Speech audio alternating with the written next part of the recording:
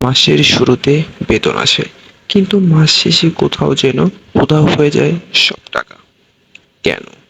Personal finance মানে নিজের আয় ব্যয়ের হিসাব রাখা, সঞ্চয়ের বিনিয়োগ আর ভবিষ্যতের জন্য টাকা প্ল্যান করা। কিন্তু কেন এটা জানা দরকার? অনেক সময় আমরা না ভেবেই খরচ করি।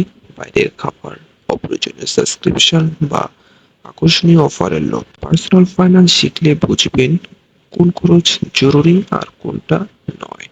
সঞ্চয়ের অভ্যাস গড়ে ওঠে। একটা ইমার্জেন্সি ফান্ড থাকলে হঠাৎ অসুস্থতা, চাকরি হারানো বা দুর্ঘটনা আপনি নিরাপদ থাকবেন। বিনিয়োগ ও আয়ের সুযোগ। শুধু টাকা জমিয়ে রাখলেই হবে না, কোথায় বিনিয়োগ করলে লাভ হবে সেটা জানাও জরুরি।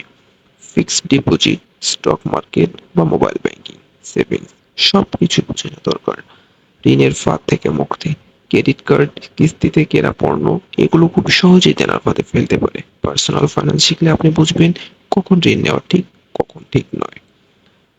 টাকা কামানো যেমন দরকার, টাকা ব্যবস্থাপনা করাও ততটাই জরুরি।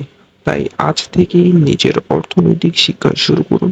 সাবস্ক্রাইব করুন আমাদের চ্যানেল, কারণ সচেতনতা দিয়েই শুরু হয় সাফল্য।